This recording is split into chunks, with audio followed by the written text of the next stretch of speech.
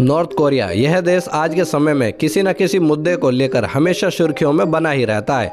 हम सबको तो ये मालूम ही है कि इस देश को तानाशाही ताकतों द्वारा चलाया जाता है, मगर ऐसे कई सारे रोचक बातें इस देश के बारे में जिनकी खबर शायद ही आम लोगों को मिलती है। इस देश में ऐसी ऐसी चीजें होती हैं जिनके बारे में सुनकर आप अपना सिर ही पकड़ लें।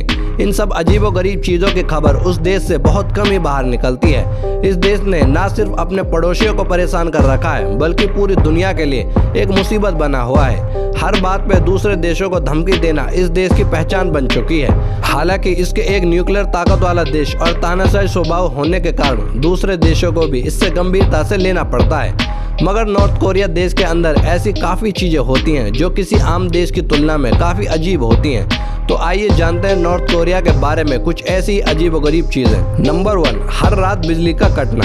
हम सभी जानते हैं कि अगर बिना वक्त बिजली काट ली जाती है तो हमें कितनी दिक्कतों और परेशानियों का सामना करना पड़ता है। मगर सोचिए एक ऐसा देश जहां ये हर रात बिजली गुल की जाती है, वहां के लोग कितनी परेशानियों का सामना करते होंगे।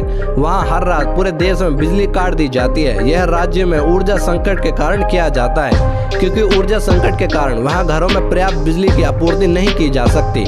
इसका खुलासा स्पेस से ली गई नॉर्थ कोरिया की तस्वीरों से हुआ था, जो कि बहुत ज़्यादा वायरल हुई थी। दूसरे नंबर पर आता है सिर्फ 3 टीवी चैनल्स।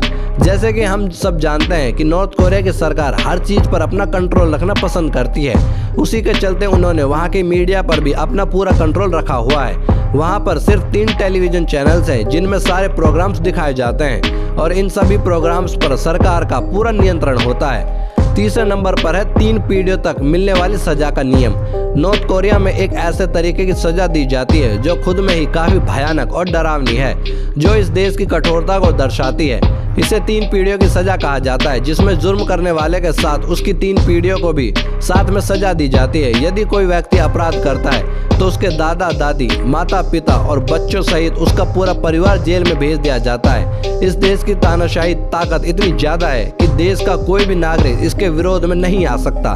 चौथे नंबर पर है एक प्रचार गांव। जैसे कि आज पूरी दुनिया जान चुकी है कि नॉर्थ कोरिया सरकार का काम सिर्फ झूठे प्रचार करना और अपने देश को दूसरों के सामने खुशहाल और संपूर्ण दिखाना है, ताकि वह अपने यहाँ के किए गए अत्याचारों को छिपा सकें। इन्हीं सब के लिए उन्होंने नॉर्थ कोरियाई बॉर्डर के पास एक प्रोपोगेंडा विलेज यानी कि प्रचार गांव बना रखा है, जिसका नाम कीजोंगडोंग है। दूर से देखने पर यह काफ़ी खुशहाल जगह लगती है। इसे देखकर ऐसा लगता है जैसे नॉर्थ कोरिया ने काफ़ी ज़्यादा तरक्की की हो, मगर इसे अच्छी तरह ऑब्जर्व करने वाले एक्सपर्ट का कहना है कि यह सिर्फ एक दिखावा है और वह गांव पूरी तरह खाली है।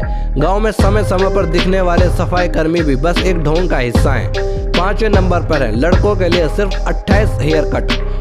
नॉर्थ कोरिया में रहने वाले लड़के अपने लिए सिर्फ 28 हेयर स्टाइल में से एक चुन सकते हैं। इन सब स्टाइल्स को वहाँ की तानाशाही सरकार द्वारा चुना गया है। इनके अलावा किसी और तरीके से बाल कटवाने पर गिरफ्तारी भी हो सकती है। इसके अलावा लड़कियों के लिए भी काफ़ी नियम मौजूद हैं, जैसे कि जिन लड़कियों की शादी नहीं हुई उन्हें अपने बाल शॉर्ट ही रखने पड़ते हैं, मगर शादीशुदा लड़कियों के लिए काफ़ी ऑप्शन मौजूद हैं। 6ठे नंबर पर आता है कोई धार्मिक स्वतंत्रता नहीं। यहाँ के लोगों को काफ़ी तरह के प्रतिबंधों का सामना करना पड़ता है, जिनमें से एक धार्मिक स्वतंत्रता भी है। यह देश खुद को नास्तिक राज्य कहता है और यहाँ किसी भी नागरिक को किसी भी धर्म का पालन करने की अनुमति नहीं है।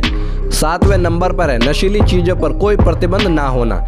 जहाँ एक तरफ इस देश ने काफ़ी सारी चीज़ों पर प्रतिबंध लगाया हुआ है, वहीं दूसरी तरफ यहाँ नशीली सामग्रियों पर किसी भी तरह की रोक नहीं है। यहाँ तंबाकू और गांजे जैसी चीज़ें सड़क किनारे खुलेआम बिकती हैं और कोई भी इसका बिना किसी परेशानी के साथ इस्तेमाल कर सकता है। 8वें नंबर पर आता है नीली जीन्स पर प्रतिबंध।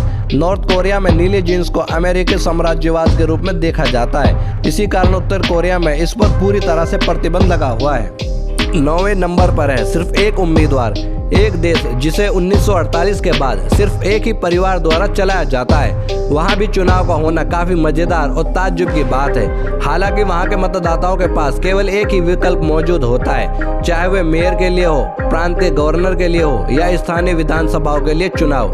प्रत्येक जिले के मतपत्र पर केवल एक ही उम्मीदवार होता है। 10वें नंबर पर है पूरे देश में सिर्फ 28 वेबसाइट। नॉर्थ कोरिया में लोगों को सिर्फ 28 वेबसाइट इस्तेमाल करने की अनुमति है। उनका खुद का एक इंटरनेट सिस्टम है जिसे क्वांगम्योंग कहा जाता है, जिसके माध्यम से वह इंटरनेट को एक्सेस किया जाता है। इसको इस्तेमाल करना बिल्कुल मुफ्त है, बशर्ते इस्तेमाल करने वाले के पास कंप्यूटर हो। हालांकि वहाँ कंप्यूटर भी काफ़ी महंगे हैं और एक कंप्यूटर खरीदने के लिए सरकार से अनुमति लेने की आवश्यकता होती है।